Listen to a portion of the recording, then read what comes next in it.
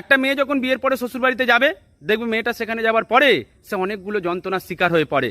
তখন মেয়েটা কিন্তু দিনের পর দিন অত্যাচার সহ্য করতে না পেরে একটা সময় চায় সে তার বাপের বাড়ি মানুষকে তার কষ্টের কথা খুলে বলবে। কিন্তু প্রতিটা মেয়ের শ্বশুরবাড়িতেই এটা শেখানো হয় যে তুমি এ বাড়ির কথা তোমার বাপের বাড়িতে কোনোদিনই বলতে পারবে না, কারণ এটা তোমার শ্বশুর বাড়ি। আর কিছু কিছু বোকা মেয়ে আছে, তারা স্বামী কিংবা শাশুড়ির এই কথাটাকে অনায়াসে মেনে নেয়। এটাই কিন্তু মেয়েদের ভুল।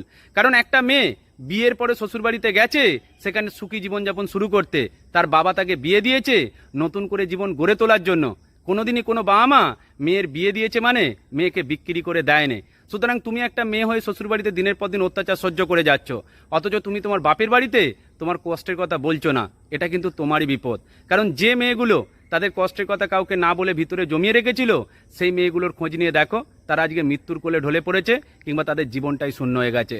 সুতরাং তুমি একটা মেয়ে হয়ে থাকলে তোমাকে অবশ্যই মনে রাখতে হবে যে বাপের বাড়িতে তোমার কষ্টের কথা তোমাকে বলতেই হবে। কারণ বিয়ের পরে মেয়েদের শ্বশুরবাড়িতে আপন বলে কেউ থাকে না। তাহলে একটা মেয়ে শ্বশুরবাড়িতে বাঁচবে কি করে? এটাই সত্যি। ভালো থাকবেন প্রত্যেকে।